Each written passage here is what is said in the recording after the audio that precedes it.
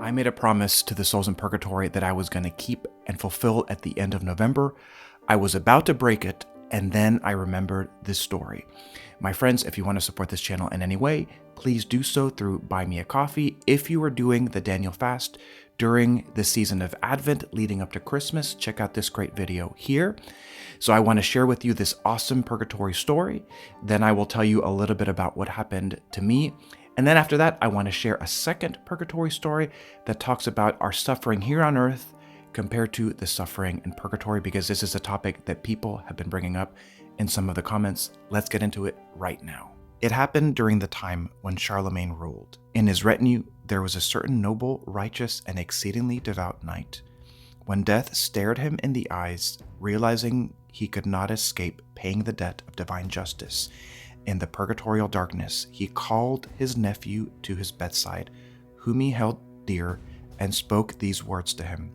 Listen, my dear, since all my possessions, which I possess of noble and noble-blooded origin, include a war horse, when I pass away, sell it at the highest price you can, and distribute the money obtained in this way to the poor, with the intentions of alleviating my purgatorial torments. Having said this, he closed his eyes, never to open them again. Although he trusted his nephew, he severely miscalculated, as instead of fulfilling the dying man's will, the nephew appropriated the warhorse for himself and even boasted about possessing it. And so a whole year passed, until one day when the nephew was resting in his chamber in the evening. A figure of his deceased uncle, surrounded by unearthly radiance, appeared before him. You did not do what I asked of you, the apparition spoke, to save me. Because of that, I had to endure severe torments in the fire. But the voice of my complaint reached the ears of the Lord, and he, guided by mercy and justice, pardoned the remaining punishment for me, while also deciding that you will fulfill it in my place. As you can see, I'm going to heaven. As for you, prepare yourself for severe suffering, which will henceforth be your constant fate. Having said this, the apparition disappeared, and the dishonest nephew immediately fell into a severe and painful illness that plagued him until his death. God takes our promises seriously, and at times we are inspired by divine grace in our hearts to reach beyond our normal generosity and to make promises to God. Now, although technically these are not held under the pain of sin, these are words that we keep before the Lord. This was the case with me as we were going through the amazing month of November. God inspired in me generosity to the souls in purgatory. So I made a promise, which you will find out what it is when we get to heaven. And then the month of November ended, and it was halfway fulfilled, the rest to be fulfilled in a little bit of time. And I thought, no, maybe I don't need to do this. Satan came to tempt me, and he spoke words that he speaks to all of us. No one will know if you don't do this. It's not under the pain of sin. You don't have to do this. It will be too hard for you. And he spoke such words as these, and I was being sucked into that temptation. And God's grace reminded me of this story and reminded me, will I be willing to suffer in purgatory for not keeping this? Or do I want to be a man of my word? God's grace came through. We talked it over with my wife, and we were able to, praise God, finish what we had promised. If you have made a promise to God about the souls in purgatory, I highly encourage you, based on this story and many that are very similar, for you to keep your promise and do what you said you will do. Now, the next story touches on the theme of suffering. Now, many of you know that about a year and a half ago, I had a mountain biking accident. I had been mountain biking at that point for about 2 years. And one day, a lot was going on in my family, and I was also asking the Lord to let me experience something of what it's like. Many things were fulfilled in what happened. In fact, I had just been praying before the accident, literally 5 minutes before. I had an accident where I fractured my neck. I broke my neck. I forget which C it was, if it was C4 or C5. The pain was excruciating. And for the next 2 to 3 weeks at least, I was under a lot of pain, and that gave me just a sliver of what it feels like to be in purgatory. Some of you out there are in chronic pain. You suffered pain like what I did, or even worse. Do not be deceived. The pain, and any pain that we suffer here on earth, is nothing compared to what the souls in purgatory feel like, even for a moment. Do not be deceived. The devil comes and tempts you, and he says, "Oh, God is so cruel. How could he do this? He is so terrible to you." Never fall into those traps. God allows us to go through suffering for various reasons, for our own purification, so that we can offer it for the salvation of others, so that we can offer it for the salvation of the souls in purgatory, and, connected to the first one, to humble us, to let us know that there are many out there suffering, and we can share in that. Suffering from the perspective of Christian faith is an honor. It is an honor to suffer for God.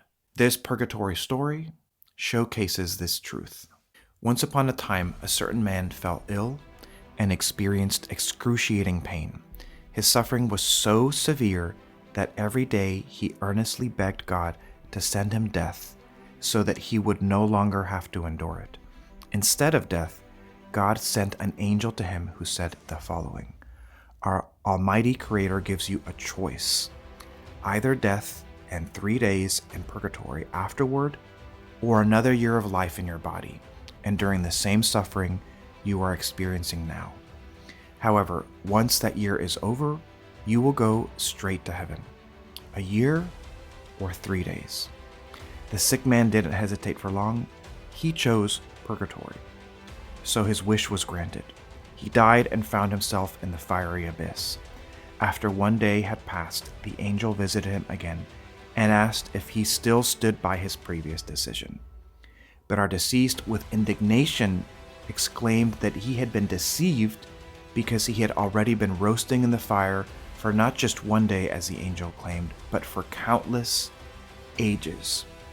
Unperturbed by these reproaches, the messenger of the Lord explained to the soul as follows: "It is not the length of time that deceives you, but the unbearable agony of the torment. In reality, you have only spent a single day in this place of torment. Do not fear, for the Lord has shown mercy upon you and allowed you to return to your body."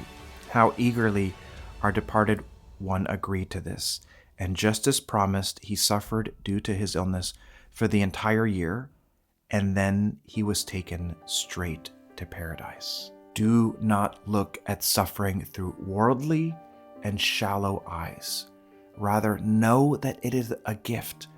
All suffering can be united to the suffering of Jesus on the cross, and it could be like gold in our treasury that we offer for ourselves, for others, for whatever you want. It is only our selfishness and the temptation of Satan that tempts us to question this.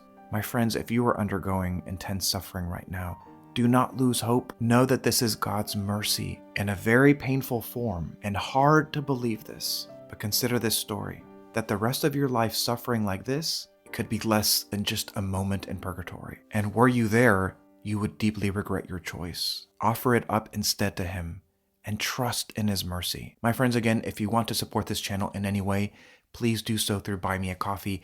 And if you have made it to this part of the video, I want to speak to you in a particular way.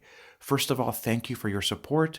And if you're a subscriber, thank you for your subscription. I'm always on the lookout for more material to spread devotion to the souls in purgatory so that people can learn from these stories and grow in their spiritual lives. With my wife and I, we want to find ways to develop this channel further. For instance, we think about doing videos shot on location, for instance, the Shrine of the Souls in Purgatory in Chicago, and we're down here in Texas, visiting the Museum of the Poor Souls in Rome and doing a video on that, as well as a major shrine that we have found out about in France, just outside of Paris. The more that we look into this, the more we find that there's material to be done on purgatory. Please share with us your ideas. Please also share with us if there's other topics that you would like for us to cover. Now, I want to share with you something that God brought to my prayer, especially because upon the month of November ending, I asked myself, should I switch to a different topic? Let me share with you what God told me. Now, When we pray, God speaks to us in very subtle ways. So it's not like I heard his audible voice, but he quoted in my mind the verses of St. Paul when I asked him, Lord, do you want me to keep speaking about purgatory? This is what he said: in season and out of season to the very end. And then he brought to mind an image of a long, long staircase to heaven. And the staircase was made up of thumbnails of all the videos that I will make for the souls in purgatory. One thumbnail at a time, like a step, and it was a long staircase going all the way to heaven. As if he were to tell me, my son, you have a lot more videos to make about purgatory before you get to heaven. So please pray for this endeavor. Pray that I may find out what these videos are. They're already there in God's mind. I just have to make them.